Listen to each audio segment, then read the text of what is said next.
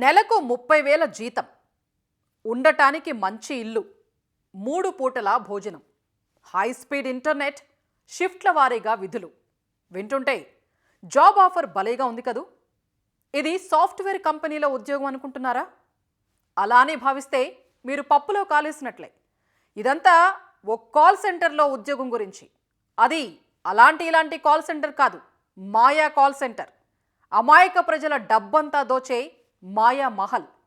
రాయచూర్లో ఉన్న ఈ call centre గుట్టును పోలీసులు రట్టు చేశారు.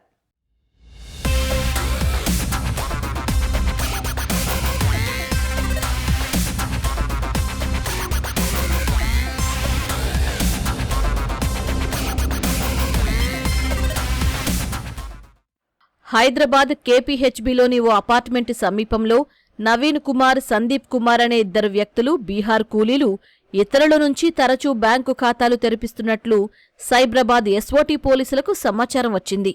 విచారణ చేపట్టిన పోలీసులు నవీన్ కుమార్, అతని అసిస్టెంట్గా ఉన్న సందీప్ను అదుపులోకి తీసుకున్నారు. వారి నివాసంలో తనిఖీ చేయగా భారీగా బ్యాంకు ఖాతాలు, సిమ్ కార్డులు గుర్తించారు. అతని నుంచి 48 సిమ్ కార్డులు, 23 ఏటీఎం కార్డులు, కరెంట్, సేవింగ్స్ ఖాతాలకు సంబంధించి 32 చెక్బుక్స్ స్వాధీనం చేసుకున్నారు. ఈ వ్యవహారమంతా అనుమానాస్పదంగా ఉండటంతో సైబర్ క్రైమ్ పోలీసులు సైతం దర్యాప్తు ప్రారంభించారు. విచారణలో భాగంగా నిందితులు నవీన్ టెలిగ్రామ్ యాప్లో యాక్టివ్గా ఉంటూ బ్యాంకు ఖాతాలు, సిమ్ కార్డులు కావాలనుకునే వారికి సప్లై చేస్తున్నట్లు గుర్తించారు. టెలిగ్రామ్ యాప్లో పరిచయమైన భీమవరంకు చెందిన సత్యనారాయణ వర్మకు ఈ బ్యాంకు ఖాతాలు సప్లై చేస్తున్నట్లు గుర్తించారు. తొలుత వలస కూలీలను మొబైల్ స్టోర్కు తీసుకెళ్లి ఫ్యామిలీ క్లబ్లో 3 సిమ్ కార్డులు తీసుకుంటున్నారు. అనంతరం సిమ్ నంబర్, ఆధార్ వివరాలతో బ్యాంకులో ఖాతాలు తెరిపిస్తున్నాడు. ఇందుకు నవీన్ ఒక్కో ఖాతాకు 10,000 రూపాయల కమిషన్ తీసుకుంటున్నాడు. బ్యాంకు ఖాతాలు, సిమ్ కార్డులు ఇచ్చే కూలీలకు 1,500 నుంచి 3,000 ఇస్తున్నాడు. ఈ ఖాతా వివరాలు, పాస, చెక్బుక్స్, సిమ్ కార్డులను ప్రైవేట్ బస్సులో బెంగళూరులోని ఆర్వేష్కు పంపుతున్నాడు. అతని నుంచి సత్యనారాయణ వర్మ తీసుకుంటున్నాడు. ఆ తర్వాత కమిషన్ డబ్బులు నవీన్ కుమార్ ఖాతాలో వేస్తున్నారు.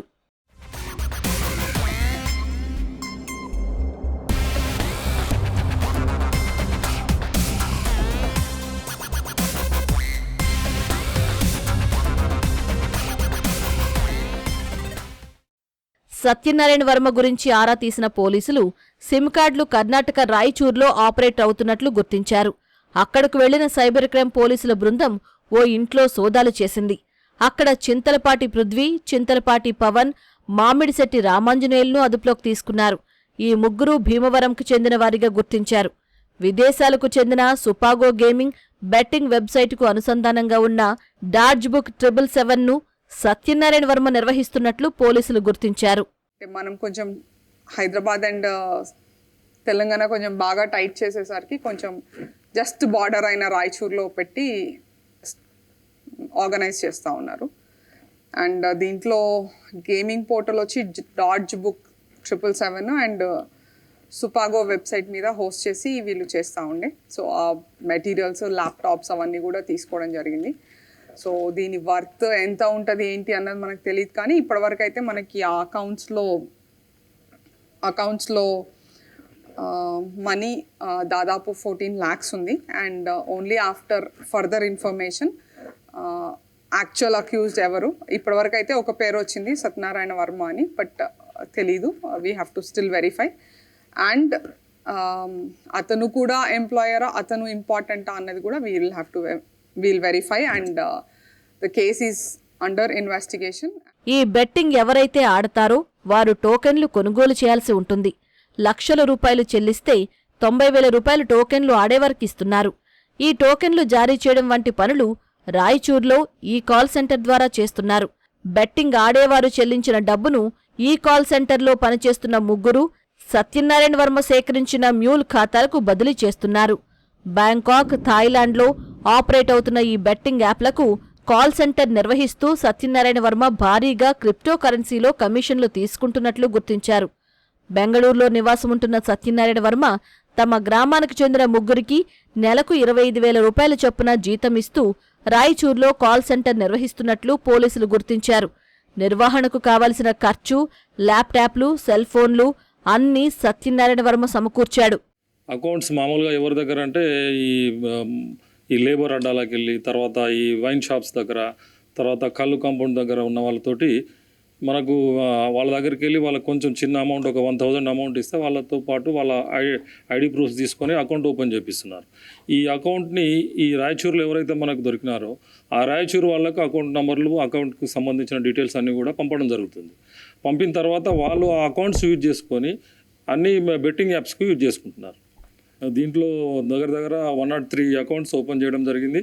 ఆ 103 అకౌంట్స్లో 23 ఆల్రెడీ క్రైమ్ రిజిస్టర్ అయి ఉన్నాయి వాటి మీద.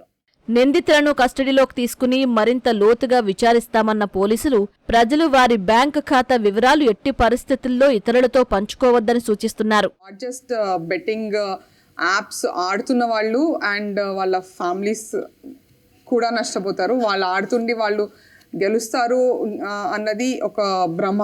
ఖచ్చితంగా ఓడిపోవడమే ఎక్కువ ఉంటుంది. అండ్ ఇది కాకుండా ఈజీ మనీ ఎప్పుడూ ఎవరికీ రాదు.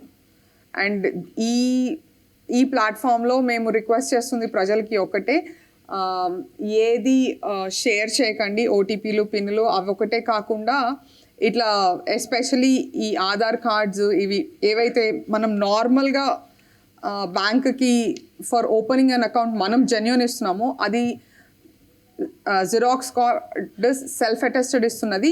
ఖచ్చితంగా we have to mention for what purpose we are giving and ensure that it is used for only the same purpose. So మనం యాజ్ ఎడ్యుకేటెడ్ మనము మన ఐడెంటిటీస్ ఎక్కడెక్కడ ఇస్తున్నామో మనవి కూడా మిస్యూజ్ కాకుండా చూసుకోవాలి. ప్రధాన నిందితుడు సత్యనారాయణ వర్మ, అతనికి బెంగళూరులో సహకరిస్తున్న అర్వేష్ పరారీలో ఉన్నట్లు పోలీసులు తెలిపారు.